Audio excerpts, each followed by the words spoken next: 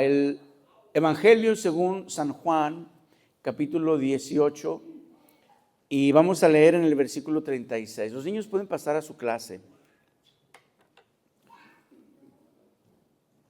Juan 18, 36. Y les quiero compartir en este día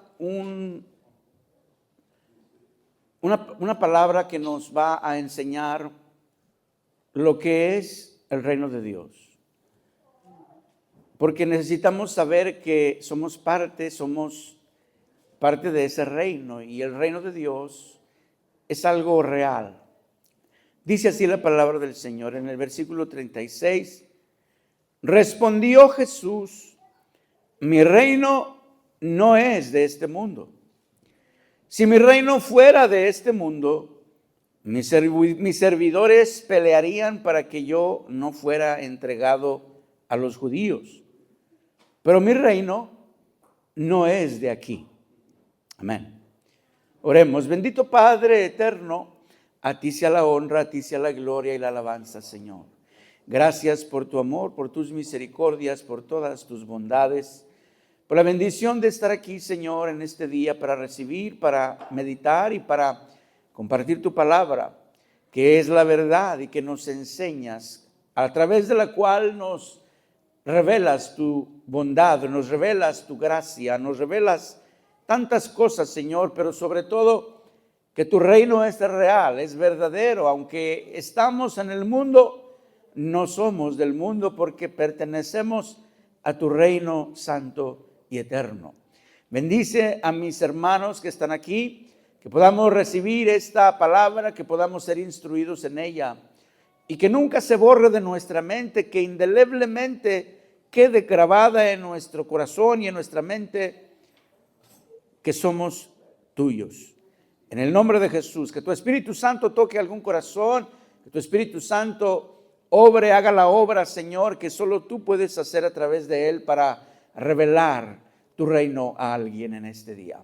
En el nombre poderoso de Jesús. Amén. Amén. Pueden sentarse y darle la gloria a Dios. A él son los aplausos, a él es la honra, a él es la gloria y la alabanza. Aleluya. Hermanos, la doctrina bíblica acerca del reino de Dios es una de las más distorsionadas y malentendidas.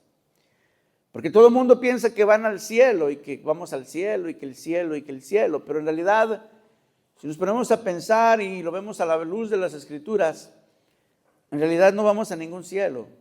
El cielo va a venir a la tierra. Y nosotros no vamos al cielo, sino que ya somos parte del reino de los cielos. O sea, el reino de los cielos está aquí ya. Juan el Bautista venía diciendo: el reino de los cielos se ha acercado. Y luego ya cuando llegamos a Juan, dice que el reino de Dios está entre vosotros. Entonces ya cambió ahí. Juan venía diciendo: el reino de los cielos ahí viene, ya está cerca. Entonces ya llega Cristo, llena a sus discípulos con el Espíritu Santo. Ya de ahí para adelante dicen los apóstoles: el reino de los cielos está entre nosotros, entre vosotros. Y eso es algo muy, muy, muy, muy diferente. Entonces la verdad es que el reino de los cielos no tiene nada que ver con un orden jerárquico establecido por hombres, ni tiene que ver con ninguna organización religiosa, ni ninguna otra pared divisiva. Porque lo que hacen las organizaciones religiosas creadas por hombres, lo que hacen es que dividen a la gente, dividen al reino de Dios. See, the biblical doctrine of the kingdom of God is one of the most distorted and misunderstood that there is. And the truth is that the kingdom of God doesn't have anything to do with any clerical order established by man. It doesn't have anything to do with a religious organization or with any other form of division. Because the religions created by man, they divide people. They divide the kingdom of God. El reino de Dios no busca acomodarse al mundo y sus tradiciones. No cabe en la mentalidad humana, ni en métodos, ni en programas. No ofrece prosperidad ni comodidad. Eso le puede caer a alguien como un balde de agua, porque la gente hoy piensa que el reino de Dios, que se viene a la iglesia y se viene al reino de Dios a estar cómodo, pero no tiene nada que ver con eso. Al contrario, el reino de Dios viene a molestar, a insistir, a incomodar, viene a estorbar los planes que la gente tiene en este mundo. Viene a retar también. No en vano el Señor les dijo a sus discípulos en Mateo 10:35, Matthew 10:35, les dice, porque he venido para poner en disensión, en contra. He venido para poner en disensión al hombre contra su padre, a la hija contra su madre y a la nuera contra su suegra. Y los enemigos del hombre serán los de su propia casa. Palabra de Dios. Yo no me lo estoy inventando. Ahí está la escritura en Mateo 10:35. See, the kingdom of God doesn't seek comfort or doesn't seek to conform to the world and its traditions. And it doesn't fit in human mentality or in methods or programs. Does not offer prosperity. To the contrary, the kingdom of God, it comes to bother, it comes to insist, it comes to incommodate, to get in the way of your plans. It comes to challenge. Not in vain did the Lord Jesus Christ said to his disciples in Matthew 10:35, for I came to set a man against his father, and a daughter against her mother, and a daughter-in-law against her mother-in-law, and a man's enemies will be those of his own household. El reino de Dios es la manifestación de su luz admirable en la familia de Dios, que es la iglesia. The kingdom of God is the manifestation of his admirable light in the family of God, which is the church. En la iglesia es donde se manifiesta el reino de Dios, donde se manifiesta su luz, donde se manifiesta su poder, donde se manifiesta su gloria, donde se manifiesta su alabanza, donde se manifiesta su presencia. Es en la iglesia.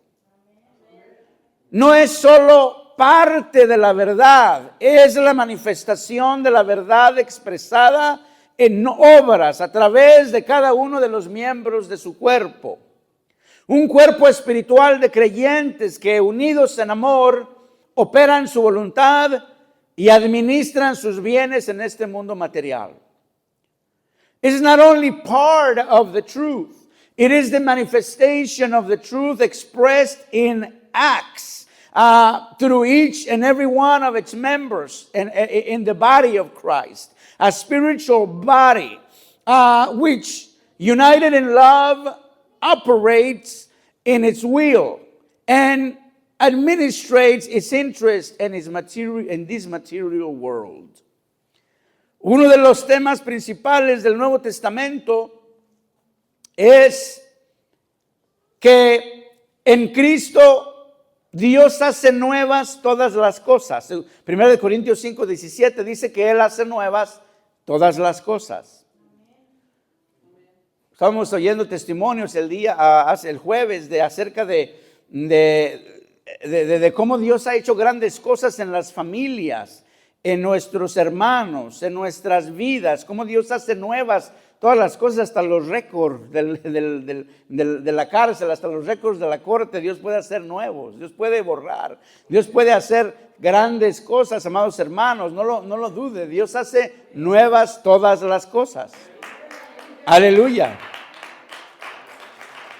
Yo sé que Dios hace nuevas todas las cosas porque a mí me dio un corazón nuevo. A mí me dio un corazón nuevo, no estoy hablando de corazón físico que estaba enfermo, no, un corazón, una mente nueva, renueva la mente del hombre perdido, renueva la mente del hombre drogadicto, renueva la mente del alcohólico, renueva el estilo de vida del más perverso y vil pecador. Eso es lo que Cristo hace, y esa novedad de vida se refleja especialmente en las relaciones cualitativamente distintas que sostenemos los que seguimos a Cristo, los que somos sus discípulos, los que estamos dispuestos a ser enseñados por su palabra. El discípulo es aquel que escucha a su maestro y aprende de él.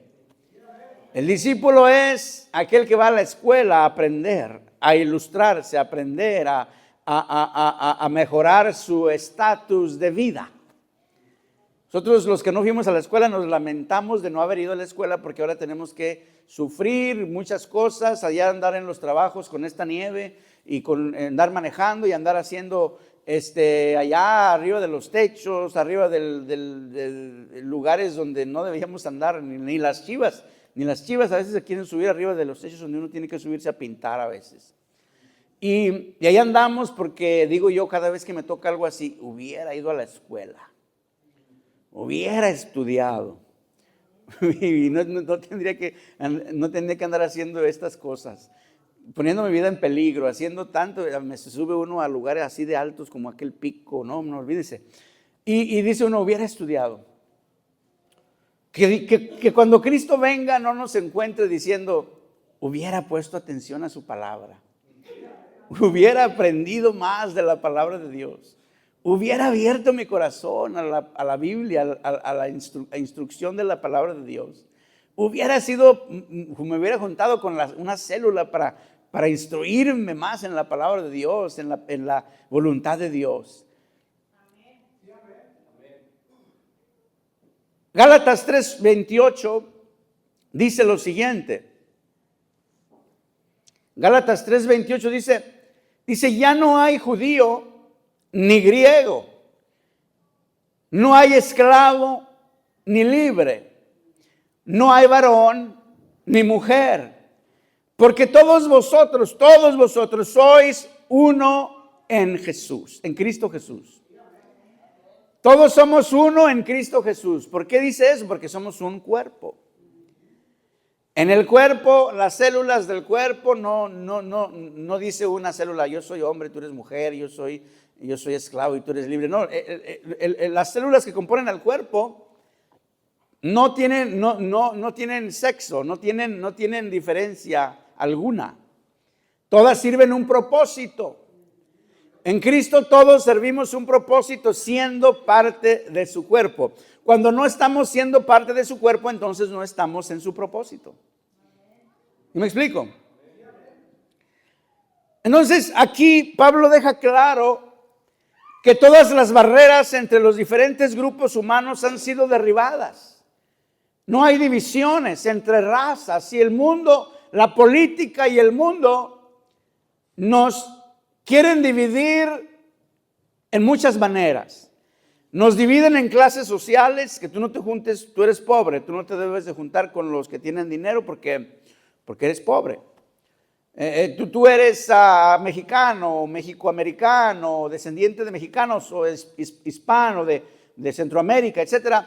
Tú no te puedes juntar con los negros, de raza negra. Tú eres de la raza negra, no te puedes juntar con los de la raza blanca porque ellos son otra raza.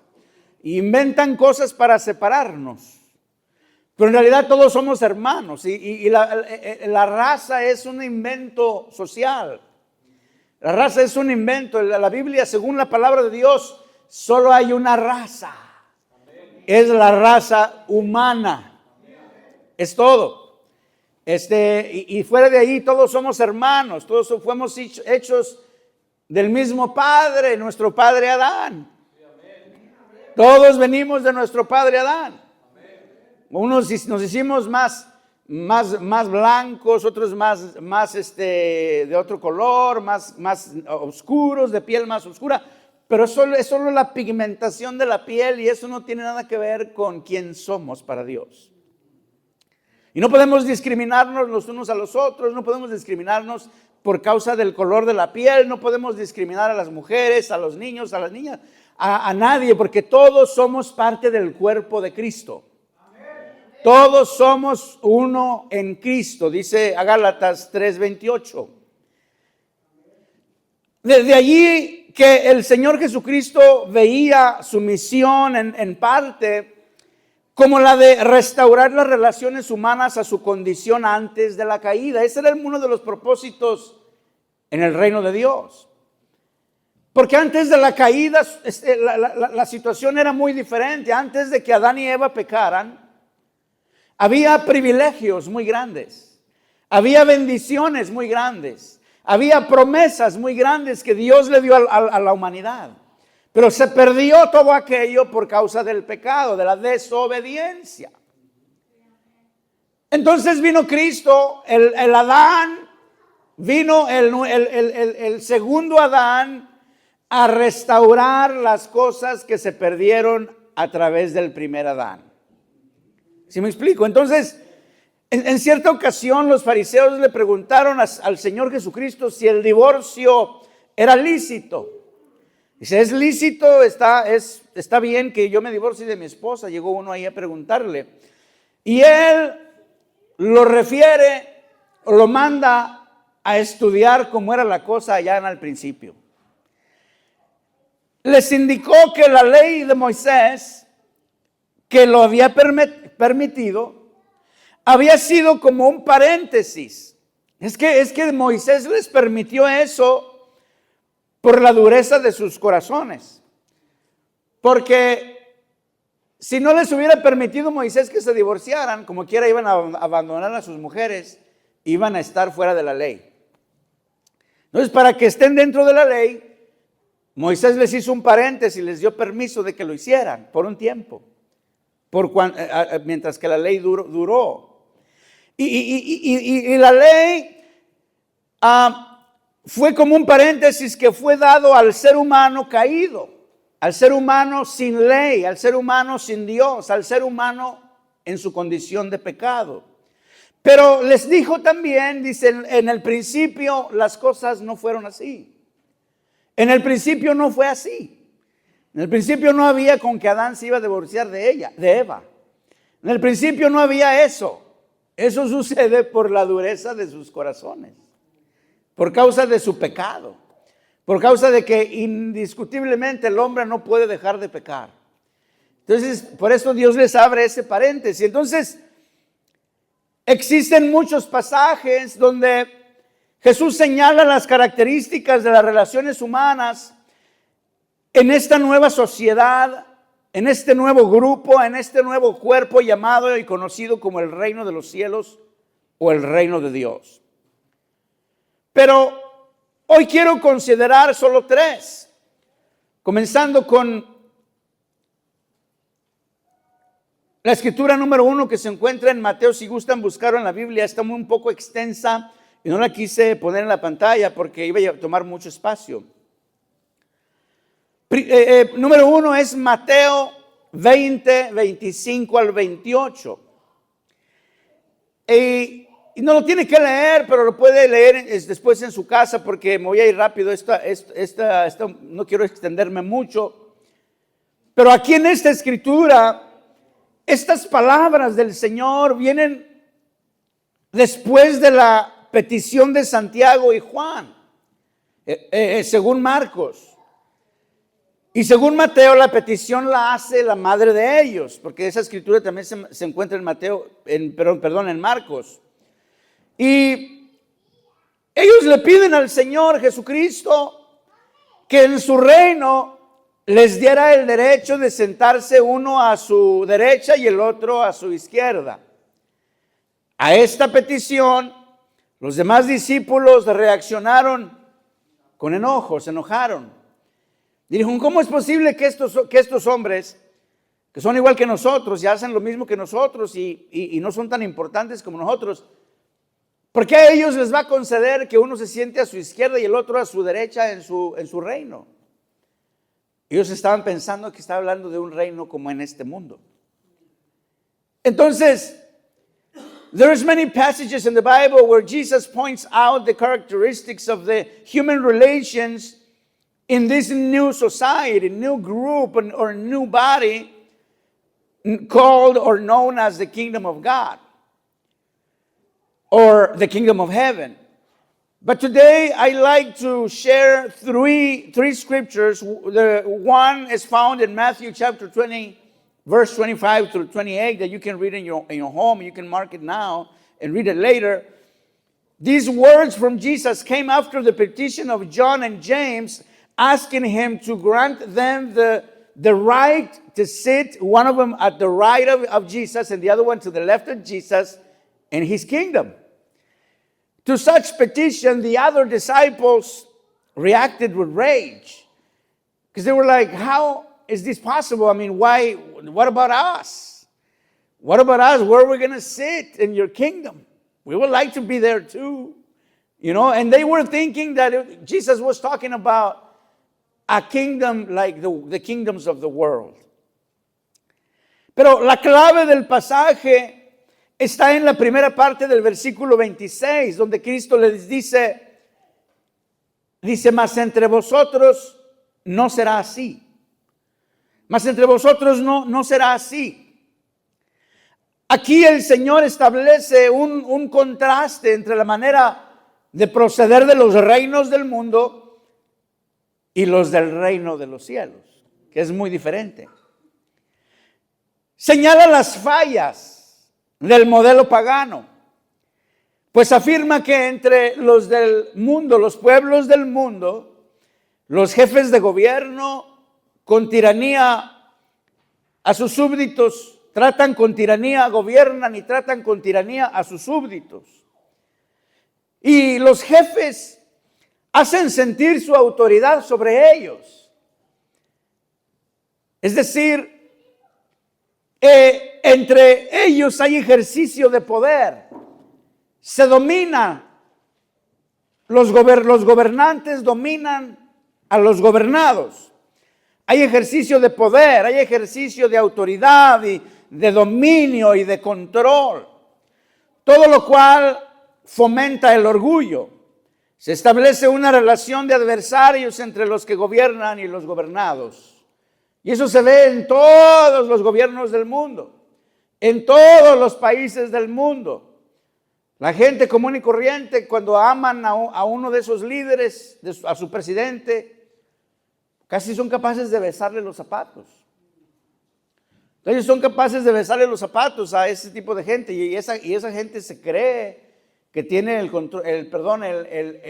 apoyo del pueblo, y hacen y deshacen y tratan al pueblo, hacen sentir su autoridad sobre el pueblo.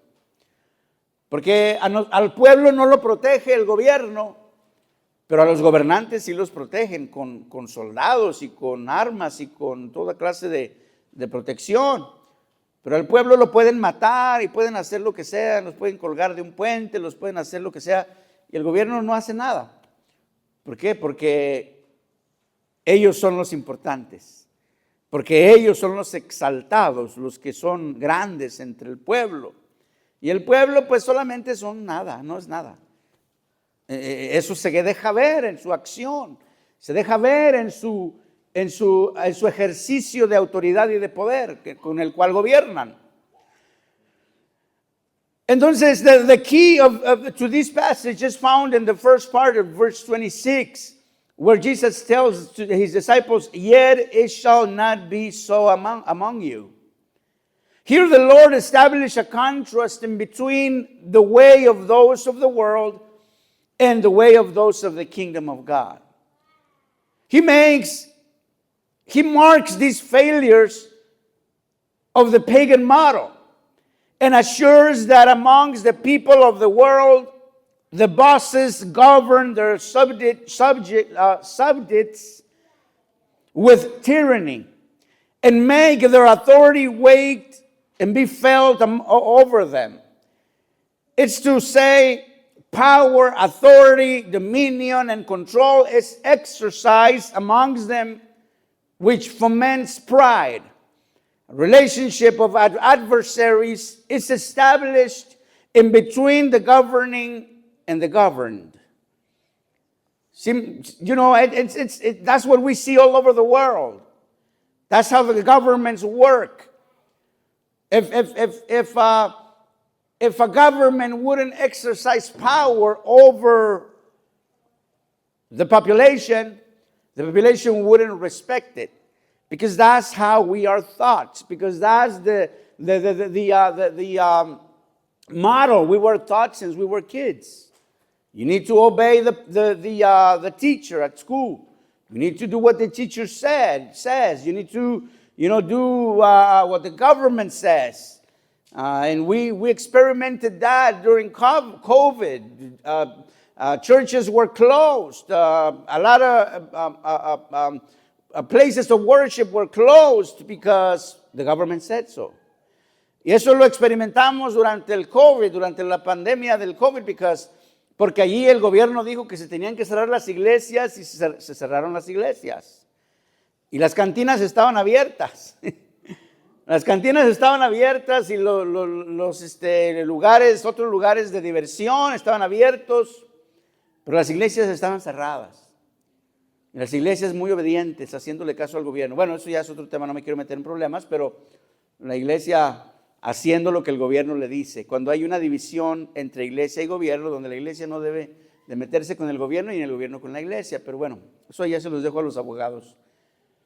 Pero sí me explico, esa es la relación que nos enseñaron desde niños. Tienes que hacer lo que diga el gobierno. Tienes que hacer lo que diga el maestro en la escuela. Y si es algo malo, también lo tengo que hacer. Claro que no.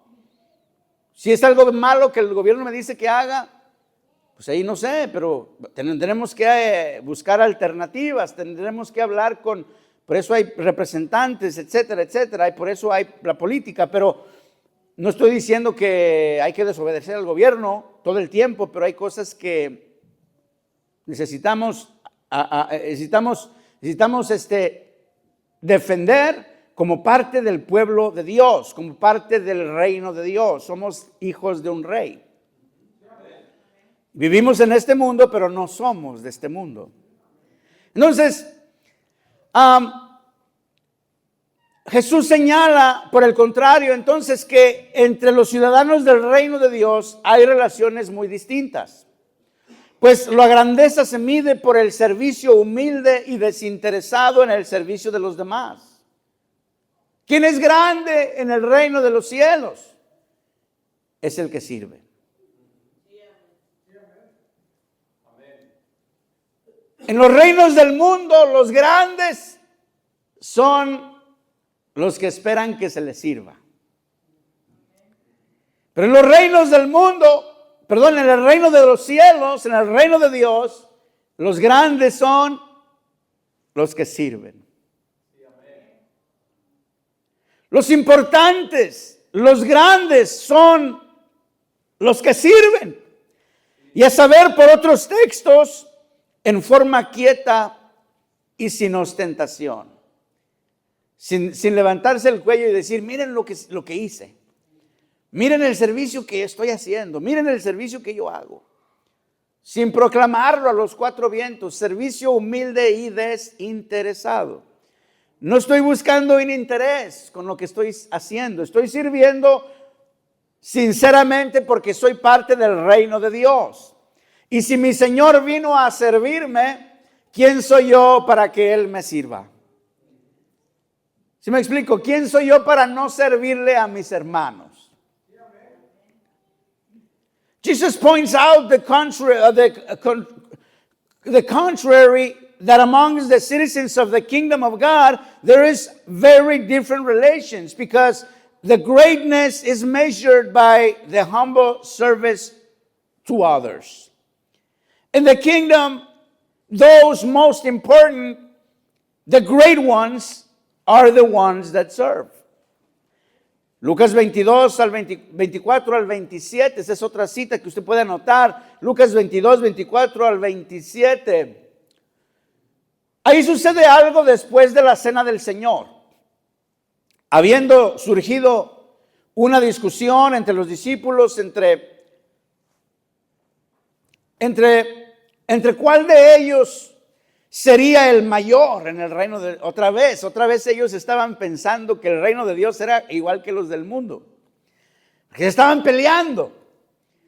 No, pues que tú vas a ser el menor que yo. No, yo voy a ser el mayor. No, yo voy a ser más, yo voy a ocupar un lugar mejor que el tuyo. No, que tú, no, yo. Y ahí estaban peleando. A ver, acerca de cuál de ellos sería el mayor en el reino de Dios. Aún estaban pensando en términos de los valores del mundo. in Luke 22, chapter 22, verse 24 through 27, this happens after the Lord's Supper, when the disciples were discussing amongst themselves about who would be the greatest in the kingdom of God. See, they were still thinking in terms of the values of the world.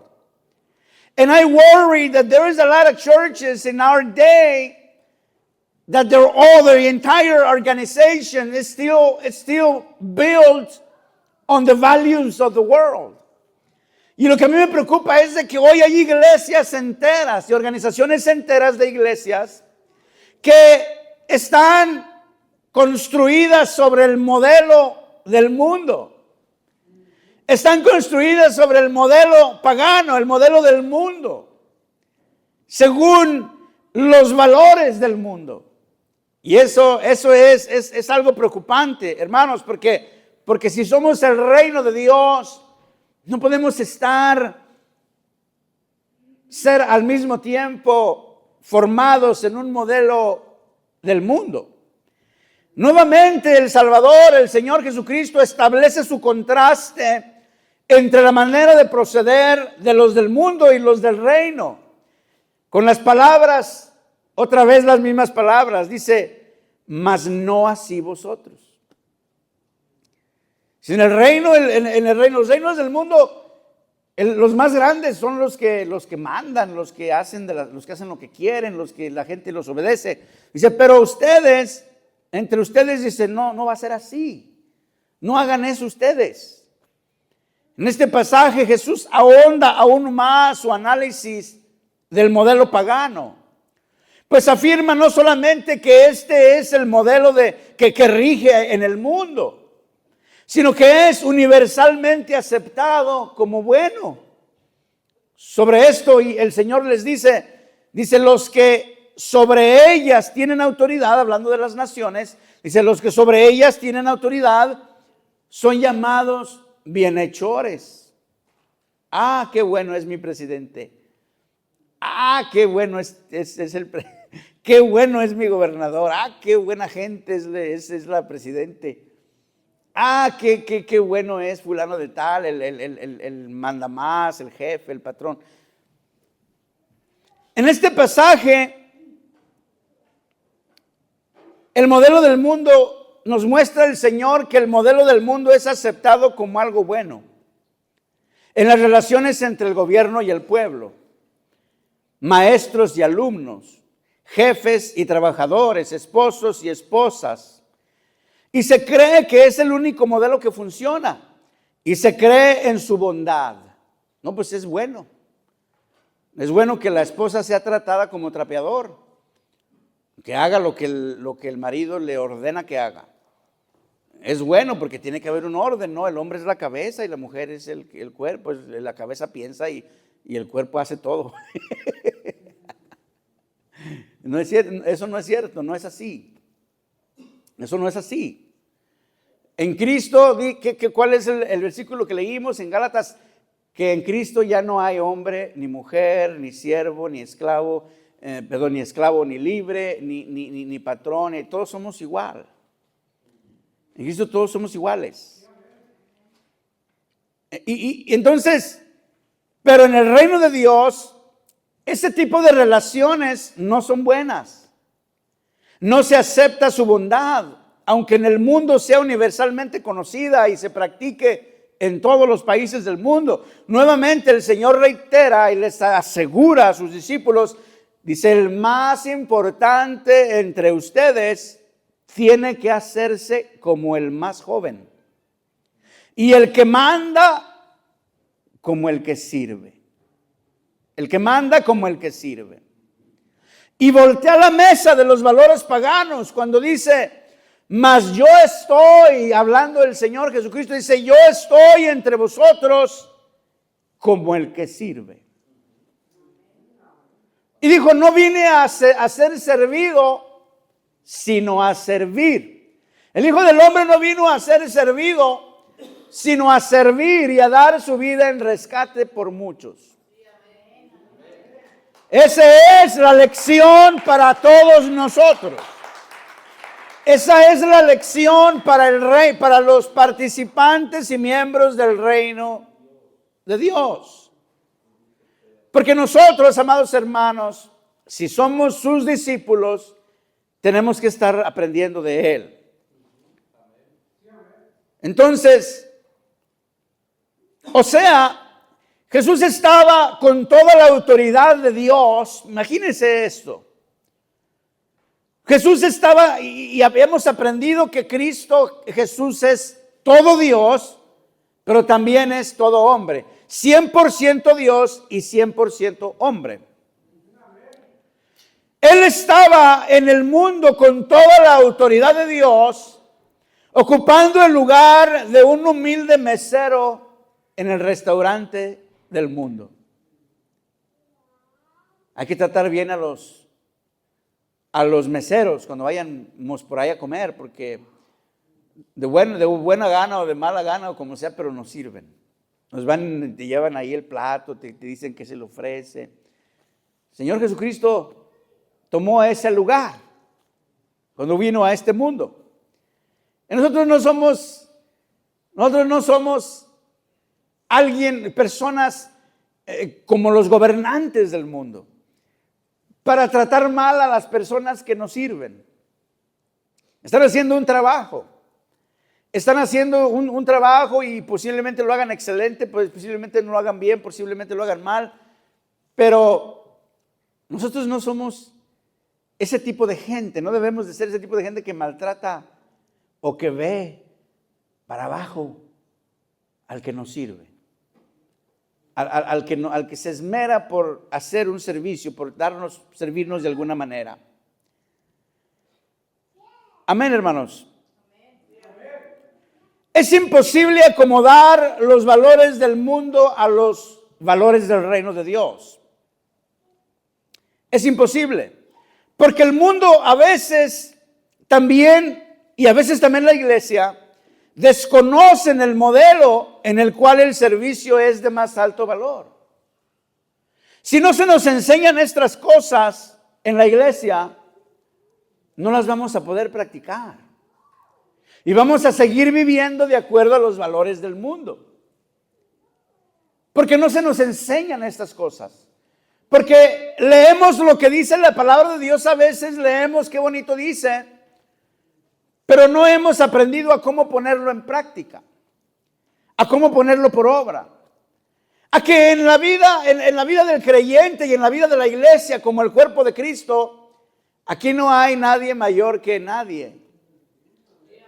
Aquí ni el pastor es mayor que la congregación o que los miembros. El pastor es simplemente ocupa una posición que también es reemplazable, que también puede ser cambiado, que también se puede morir, que también es simplemente una oveja, una parte, una célula en el cuerpo de Cristo.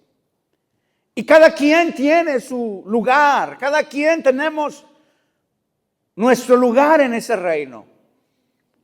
Y estamos aquí para servir a Dios, pero también para servirnos unos a otros, para servir a nuestros hermanos, para servir al mundo también. Porque Cristo vino a servir al mundo. Y nosotros tenemos el espíritu de siervos del Señor. Entonces, en tercera de Juan, la tercera carta de Juan, capítulo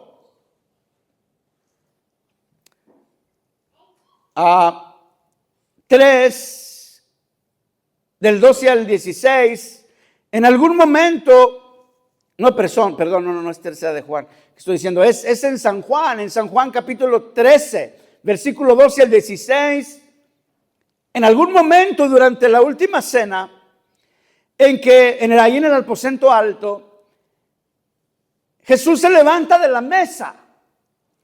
Se quita la ropa de calle, se quita el saco. Toma una toalla y se la pone en la cintura. Forma de siervo, esto es lo que hacían los esclavos. Llena un lavamanos con agua y se pone a lavar y a secar los pies de sus discípulos uno por uno. a los 12. In John 13, verse 12 through 16, at some point during the Last Supper, Jesus gets up from the table and takes a towel. He takes off his garments, let's say his street clothes,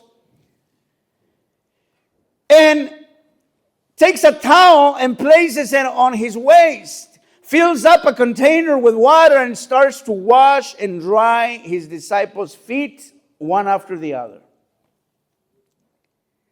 Según la costumbre de ese tiempo, ese era el ritual de cortesía que todo anfitrión encargaba a uno de sus criados para que lo hiciera a sus huéspedes que llegaban de visita a comer a su casa. Cada persona debía tener un esclavo ahí en la puerta, un siervo, un servidor ahí en la puerta, para que cada quien, como fueran entrando los invitados, esa persona les tenía que lavar los pies a las visitas. According to the custom of that time, that was the ritual of courtesy, that any host would have a servant to treat his invites with that as they would arrive one at a time into the house for supper. And the slave person would have to do that. That was his job. Simón Pedro, representando los valores del mundo, se da cuenta de inmediato de lo que está haciendo el Señor Jesucristo. Y se alarma, dice, ¿qué está pasando? Y le dice, el Señor está tomando el lugar de un criado y Él es el Señor. Y Pedro se alarma y dice, ¿qué está pasando aquí? El Señor lavándome a mí los pies. And then Peter gets all out of shape because he sees that Jesus is taking the place of a slave. Because he represents the values of the world, Peter does. Primero reta al Señor con una pregunta. Le dice, Señor, ¿tú me lavas a mí los pies? ¿Tú me lavas los pies? Luego se opone en el versículo 8 diciendo, no me lavarás los pies jamás. No te voy a permitir que me hagas eso. ¿Cómo te voy a permitir que tú tomes el lugar de un esclavo y me quieras a mí lavar los pies? Jamás voy a permitir eso. He tells them, Jesus, I'm not going to allow you to do that to me ever. You washing my feet? You being the Lord, you are going to wash my feet? No, I'm never going to allow that to happen. You taking the place of a slave. There is people that do that. We have people for that. Tenemos gente que haga eso. Tenemos gente para eso. Pero no puede aceptar el cambio de los valores del mundo que percibe en este acto. He cannot accept the change in values in this scene here. Enseguida hay un intercambio entre el Señor Jesucristo y Pedro, y aunque Pedro finalmente acepta que el Señor le lave los pies, no entiende del todo que el profundo significado de lo que estaba pasando entre el Señor y él. Y se lo explica el Señor con las siguientes palabras. Dice, ¿sabéis lo que os he hecho? Vosotros me llamáis a mí maestro y Señor, y tenéis razón porque lo soy. Y luego dice el 14, pues si yo, siendo el Señor y maestro, os he lavado los pies a vosotros, vosotros también debéis lavaros los pies los unos a los otros. Porque ejemplo os he dado, para que como yo os he hecho, vosotros también hagáis. Está poniendo el ejemplo. Está poniendo el ejemplo para que si Él fue capaz de tomar el lugar de un esclavo para hacer lo que el esclavo, la tarea del esclavo, le toca hacer, ¿cuánto más nosotros? Nosotros nos vamos a poner los moños para no hacer las cosas que necesitamos hacer por nuestro hermano, por nuestras hermanas, por los demás miembros del cuerpo de Cristo. Peter could not accept, couldn't understand the values of the kingdom of God. That's why he altercates with Jesus and says, I'm not going to accept this. And Jesus finally tells them, do you know what I have done to you? You call me teacher and you call me Lord, and you say, and you say, well, because I am. If then your Lord and teacher have washed your feet, you also ought to wash one another's feet. For I have given you the example that you shall do as I have done to you. That means that if Jesus was willing to take the place of a slave in order to do good to his disciples, who are we not to spend time, not to do the things that we need to do for one another, not to serve one another, not to do good to one another? Si Él se humilló para servirnos como criado, ¿cuánto más nosotros deberíamos de servirnos los unos a los otros? La iglesia debe caracterizarse como la comunidad de los que se sirven los unos a los otros. ¿Sí me entienden? ¿Sí me explico? En el reino de Dios no hay jerarquización de puestos. En el reino de Dios no hay jerarquización de puestos. Aquí no hay que, voten por mí porque yo quiero ser obispo un día. Voten por mí porque yo quiero ser algo, yo quiero ser alguien importante. Aquí no hay tal cosa. Cuando menos para mí, yo no anhelo nada de eso, porque hasta donde, en el lugar que ocupamos cada uno de nosotros en este día, tenemos el privilegio de ser siervos de Jesucristo. Y eso es un gran privilegio. Hacer lo que hacemos para Dios es un gran privilegio ya. Aquí no hay políticas, aquí no hay gente importante, aquí no hay de que yo voy a ser famoso ni nada de eso. No se trata de eso. No hay autoridad impuesta. En el reino de los cielos no hay autoridad impuesta. Si alguien tiene autoridad es porque nosotros nos sometemos a ella. ¿Sí me explico? Cuando alguien ora por alguien y el Señor lo sana a esa persona, todo empieza en el corazón de la persona poniendo la fe de que Cristo lo va a sanar. No importa quién sea quien ore por él, no porque el predicador es muy poderoso o tiene un don o tiene esto o tiene lo otro, sino porque la persona tiene la fe en Cristo. Y se somete a su autoridad, a la autoridad del que le dice, ven para orar por ti. Híncate o párate, levanta tus manos. Y cuando la persona obedece y hace lo que se le está diciendo que haga, se está sometiendo a la autoridad del que está orando por él. Y el que está orando por él no tiene autoridad si no le es dada, si no se le somete. Y la autoridad que tiene no es de él, es el Espíritu Santo, el que hace las cosas, es el que obra, es el que sana, es el que liberta. Aleluya, así es como trabaja esto. ¿Sí me explico? Entonces, aquí no hay competencias en el cuerpo de Cristo, en el reino de los cielos no hay competencia por los mejores lugares, porque ya todos tenemos el mejor lugar. Aleluya, gloria a Dios. Ya todos tenemos el mejor lugar porque nuestro nombre está escrito en el en el libro de la vida. Ahí es donde quiero estar, ahí es donde quiero que esté mi nombre, no quiero nada más, con eso me conformo, con eso soy feliz. Aquí no se fomenta el orgullo, ni se explota a las personas.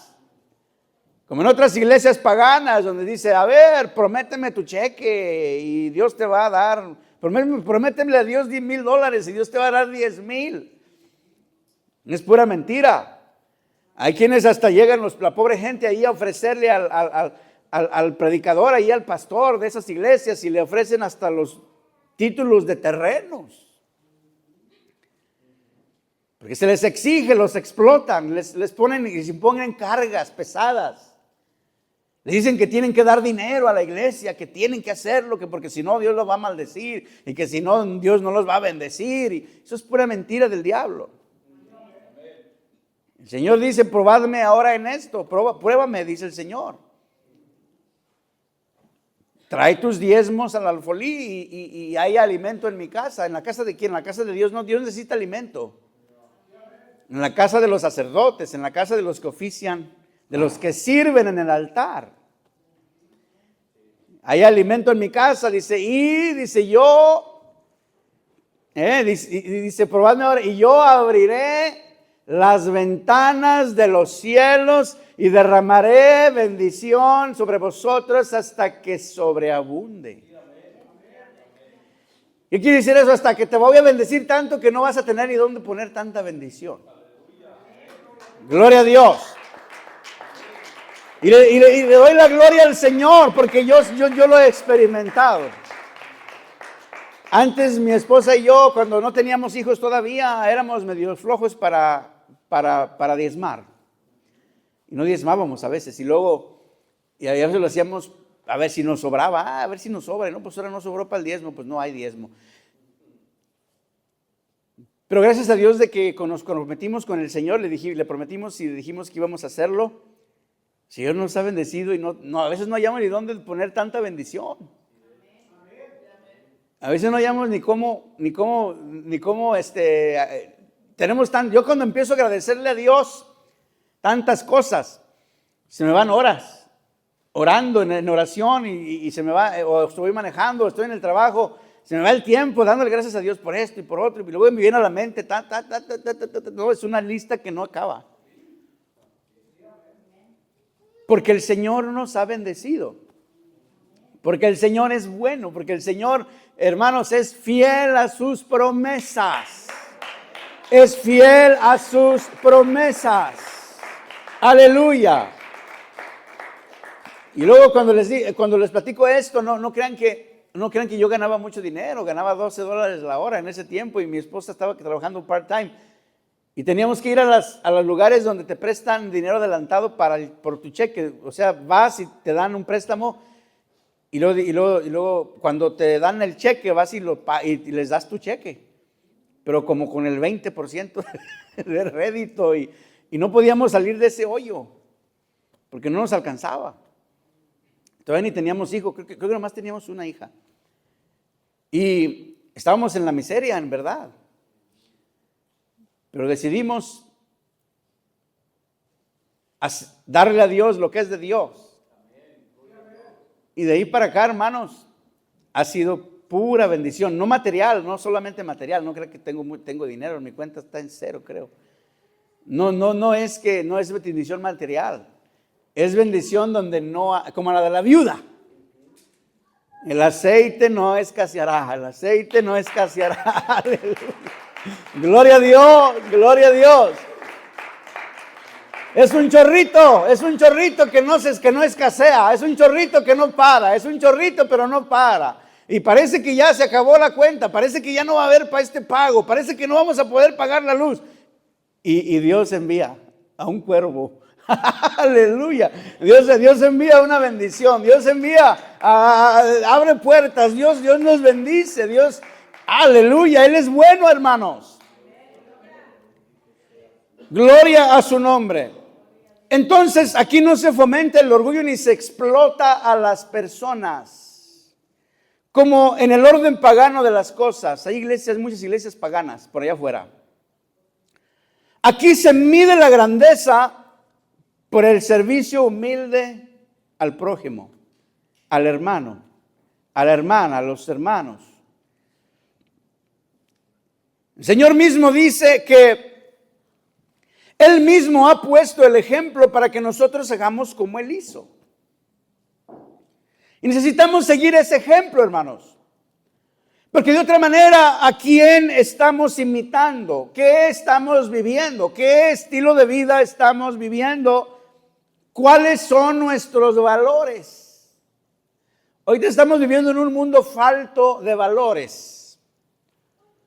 Porque los padres no les están enseñando. Muchos padres, decía alguien el otro día, que nosotros, nuestra generación, estamos saliendo de una generación, nos dicen que la generación del vacío.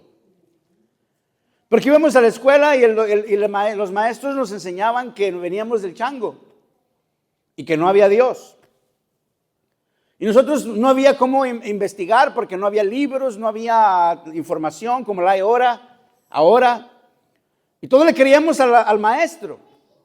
No, pues dice el maestro que venimos del chango. Pues venimos del chango. No, pues dice el maestro que no hay Dios. Pues no hay Dios. Y el papá la mamá nos decía, no, pero no es cierto, hijo, esto y lo otro. Y pues uno quería ser científico. Pues le creíamos al maestro. Pero yo le doy gracias a Dios que esta generación de jóvenes que tenemos en esta iglesia son hombres y mujeres, son jóvenes y jovencitas que están yendo a la escuela, que se están preparando, que están estudiando carreras, pero no han abandonado a Dios. No han abandonado su fe. Creen en Dios, aman a Dios, sirven a Dios. Y son inteligentes porque temen al Señor.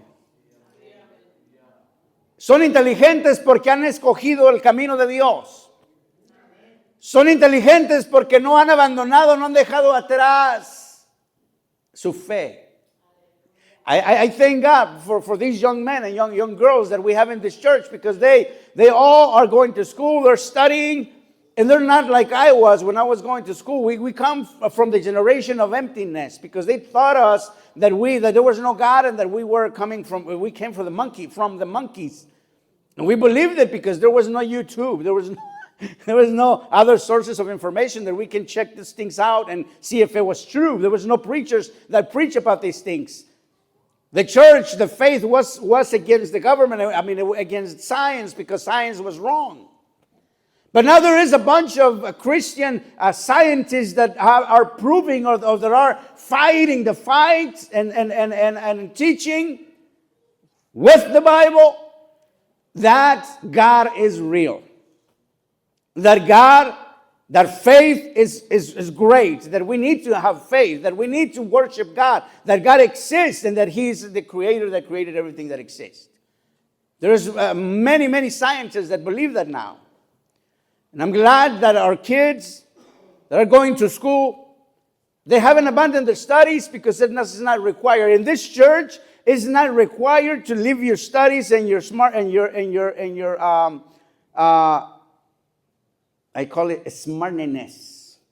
You don't need to leave it out at the door. You can come in and be smart in this church. No tienes que dejar tu inteligencia y tu conocimiento allá en la entrada, en afuera. Entra a la iglesia con tu inteligencia. Dios te ama, así de inteligente como eres, así de estudiado que eres. Dios te ama, te requiere, te va a usar también. Esta iglesia no solamente es una iglesia de gente trabajadora, de gente que trabaja para vivir, ensuciándose las manos, albañiles y pintores y ese tipo de cosas. Esta iglesia va a ser una iglesia de ingenieros, va a ser una iglesia de doctores, va a ser una iglesia de arquitectos, va a ser una iglesia de hombres y mujeres estudiados que aman a Dios.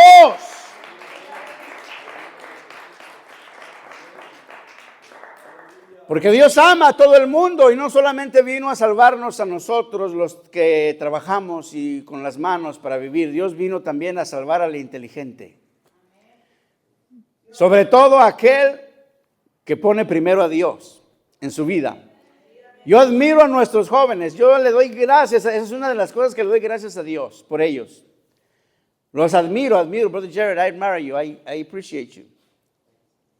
Brother Josué, Abigail, Jacob, everyone, Noemi, Ruth, every one of you, those that are not here, I love you guys.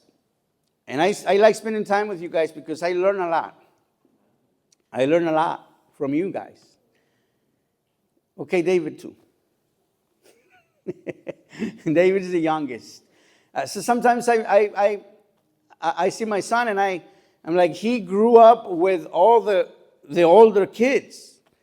There's no one in this church that's his age. That's a young man that's his age. Everyone's older than him, and he grew up looking up to you guys.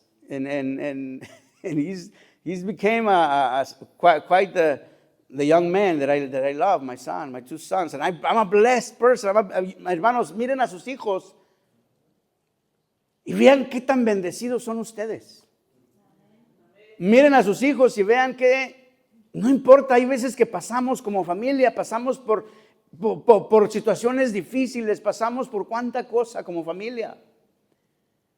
Pero miren a sus hijos, hermanos, qué grande bendición son. Qué grande bendición son. Ellos vienen saliendo, ellos vienen creciendo, ellos vienen ahí los retoños del árbol familiar que somos cada uno de nosotros. Y Dios los está usando, Dios los está acercando a Él. Y ellos van a ser de mucha bendición para esta iglesia y para las vidas de cada uno de ustedes y de sus familiares.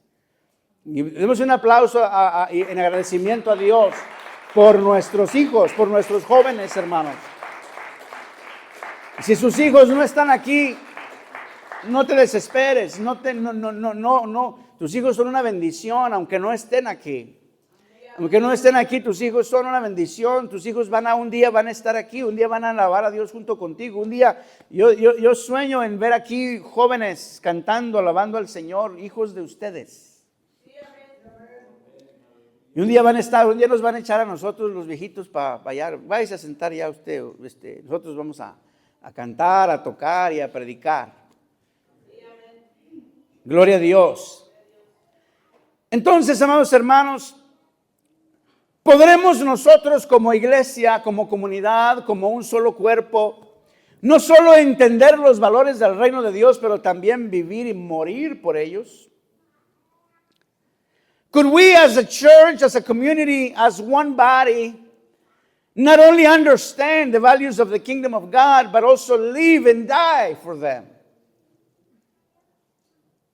Otras religiones mueren por su religión, por su profeta.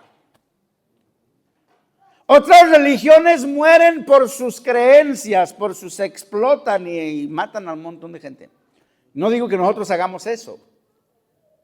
Pero cuando llegue el momento de la persecución, cuando llegue el momento del reto, de la prueba, ¿seremos capaces de morir por nuestra fe? Esa es una pregunta que todos debemos hacernos. See, I'm not saying that we do as Muslims, as other religions do, that they kill themselves and explode themselves and kill a bunch of people. No. What I mean when we say, are we willing to die for our faith? I mean, when persecution comes, when the testing comes to our lives, and we need to decide whether to live or die for our faith, would we be willing to do that? We need to ask ourselves that question. It's important to know to ourselves, not for me. I don't need to know what your answer might be, but I need to know what my answer is. Because that's the only way that I can know whether my faith is real, whether my faith is actually built on the right values, on the values of the kingdom of God, and not in the values of the world.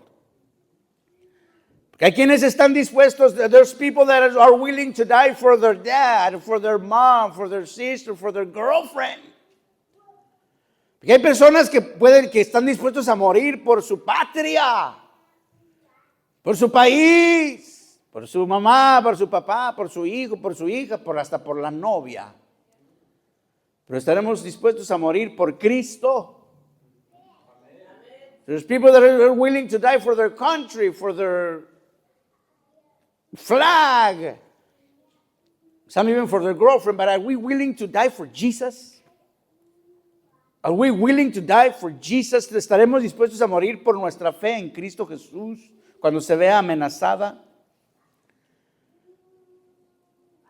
Ese es el reto para la iglesia del siglo XXI, es el reto personal de cada uno de nosotros.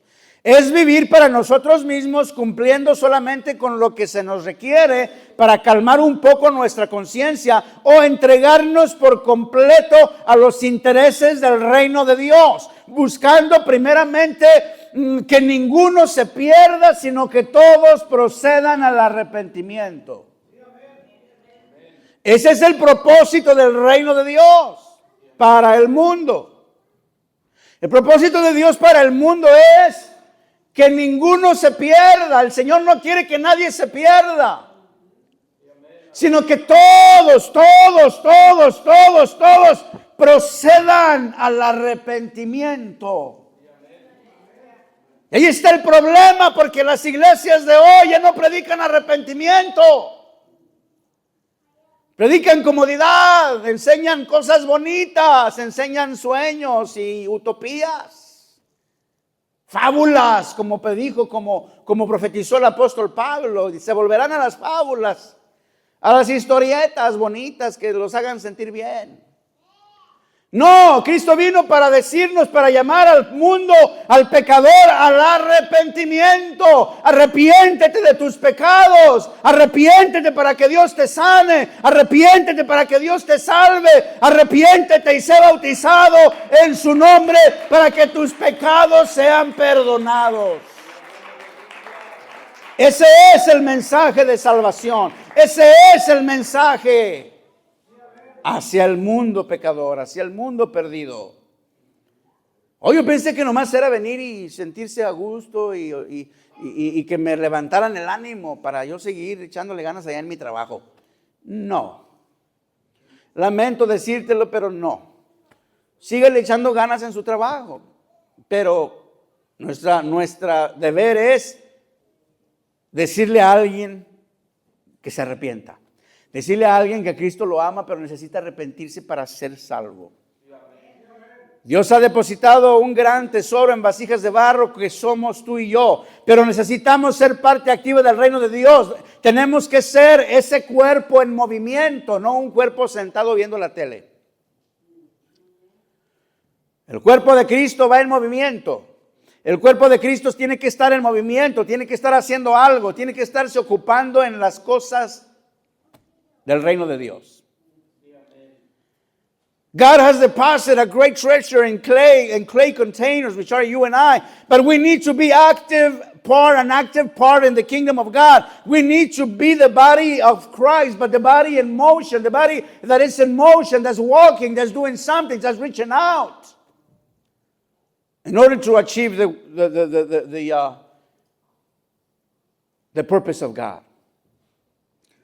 Ya voy a ir terminando. Pero, ¿cómo podemos manifestar los valores del reino de Dios hacia el mundo? ¿Cómo podemos manifestar? Esa es muy buena pregunta. ¿Cómo yo puedo manifestar los valores del reino de Dios hacia el mundo, hacia el pecador, hacia el mundo no arrepentido? How can we manifest the values of the kingdom of God to the world? How can we manifest the values of the kingdom of God unto the world? Very good question. Y aquí va la respuesta. Es nuestra nueva naturaleza. No podemos negarla ni rechazarla. Necesitamos dejar que nuestra nueva naturaleza brille, que nuestra nueva naturaleza a través de nuestras obras se manifieste al mundo perdido. Nuestros actos, nuestros hechos, nuestras palabras, nuestras acciones por el mundo, por el pecador. No podemos estar viniendo a la iglesia, aprendiendo la palabra de Dios, aprendiendo los valores del reino de los cielos y luego ir allá a la calle y vivir de acuerdo a los valores del mundo. Y allá en la calle, tratar a la gente como basura. Tratar mal a la gente, tratar mal al que nos sirve y no estar dispuestos a servir a los demás. Antes me daba cierta, ¿cómo les digo? Antes me daba como no me daba, no lo hacía con gusto. Cuando me decían, no, pues acabando de pintar una casa y ya hice todos los touch-ups, ya hice, y según yo acabé. Pero metieron los muebles y metieron la cama, el ropero y un montón de cosas y me dañaron las paredes, me hicieron un hoyo por allá y otro por acá y un rasguño por acá y me daba, decía yo, ay, voy otra vez hasta allá a hacer esto y a tachar y ay, Dios mío, y luego eso no me va a tardar todo el día y voy a tener que regresar en esta nieve hasta el otro trabajo y, Pero ahora, cuando aprendí, ya después que aprendí los valores del reino de los cielos, me llaman, que si vas a ir a hacer eso, con mucho gusto nos veo ahí mañana, a las 8 de la mañana, o a la hora que sea, o después de tal trabajo voy para allá con mucho gusto. Y voy, y les doy una sonrisa a la gente. Digo, hay algo, y ya cuando termino, ¿hay algo más en lo que te pueda servir? ¿Hay algo más en lo que te pueda servir? Y hay veces que me preguntan que haga cosas que ni me corresponden, pero como quiera lo hago. Y no me dan ni propina, ni nada. Pero les digo, el Señor te bendiga. Y gracias por el trabajo, fue un privilegio haber podido trabajar en tu preciosa casa. ¿Así? No, la gente se queda bien contenta y yo me voy bien contento. Dije, Señor, ya reflejé los valores de tu reino, que soy tu hijo y que soy tu siervo en tu reino. Soy un esclavo. Y eso es lo que hace el esclavo. Hace lo que le digan y lo hace con mucho gusto. ¿Amén? Y más cuando ya me pagaron. Más cuando ya me pagaron y nomás es ir a hacer eso, pues, ¿qué tiene? Como dicen en Zacatecas, ¿y qué tiene? Entonces, aquí termino, hermanos. No se trata de pertenecer a la mejor iglesia. No se trata de pertenecer a la mejor iglesia o de entender ciertos temas teológicos. Se trata de vivir en los valores del reino exponiéndolos al mundo. Se trata de expresar el amor de Dios del cual estamos llenos tú y yo y expresárselos al mundo. Expresárselos al pecador, expresárselo al amigo, expresárselo al compañero de trabajo, expresárselo a todo aquel que lo necesita ver y escuchar de ti. Que tal vez no lo va a escuchar de mí porque yo no lo conozco y no conozco a las personas que tú conoces. Pero alguien necesita escuchar de ti que Cristo lo ama, que Cristo lo puede salvar, que Cristo murió por él o ella para que si se arrepiente pueda ser salvo. Amados hermanos, se trata de que el reino de Dios no es comida ni bebida. Esas cosas las busca el mundo. Si usted invita a alguien a una fiesta, va a venir mucha gente. Si usted invita a alguien a una fiesta donde les va a dar comida y les va a dar de todo, va a venir mucha gente. Pero si usted invita a alguien a arrepentirse para ser salvo, no muchos van a querer. Porque el mundo busca comida, bebida, las cosas materiales que después se convierten en nada. Pero el reino de los cielos es justicia, paz y gozo en el Espíritu Santo. Para poder entrar en él, primero se necesita valentía. Porque dice la palabra de Dios que el reino de los cielos se hace fuerte y solamente los valientes son los que lo arrebatan. Y esto no es para cobardes, hermanos. El reino de los cielos no es para cobardes. Es para gente decidida. Yo antes andaba con gente que se decían que eran muy decididos, se decían entre ellos, ¿no? Que yo soy bien decidido o que Julano es bien decidido. Porque rápido sacaban la pistola. Porque rápido eran para atacar, eran para sobajar, maltratar a la gente, para matar, para hacer todo ese tipo de cosas. Eran decididos. Pero aquí la decisión es arrepentirse. Aquí la decisión es ser parte, ser hijo de Dios, venir a sus pies, arrodillado, a pedirle perdón porque somos pecadores. Esa es la decisión que el mundo necesita hacer, que el más valiente de los hombres, el que se cree muy valiente, a veces no quiere hacer. Para permanecer en Él necesitamos vivir en el Espíritu Santo, en el Espíritu de Dios. Para vivir en Él necesitamos ser salvos, necesitamos recibirlo en nuestro corazón. Arrepentirnos. El pecador necesita arrepentirse y venir a Cristo para que Cristo lo sane, para que Cristo lo salve, para que Cristo lo levante. Aquí termino en esta tarde. Esa es la valentía que se necesita en el reino de los cielos. Necesitamos enseñarle al mundo, necesitamos decirle al mundo que necesitan dar un paso al frente hacia el arrepentimiento, porque ahí Cristo los va a sanar, los va a salvar, perdonando sus pecados. Y si tú no has hecho esa decisión, te invito a que lo hagas. No hay cosa digna en este mundo de la cual te puedas arrepentir de haber dejado por Cristo. Que dice su palabra que aquel que deja a padre, madre, hijo, hija, esposo, esposa por mí, dice el Señor, va a recibir 10 veces más en esta vida, 100 veces más en esta vida y más la vida eterna.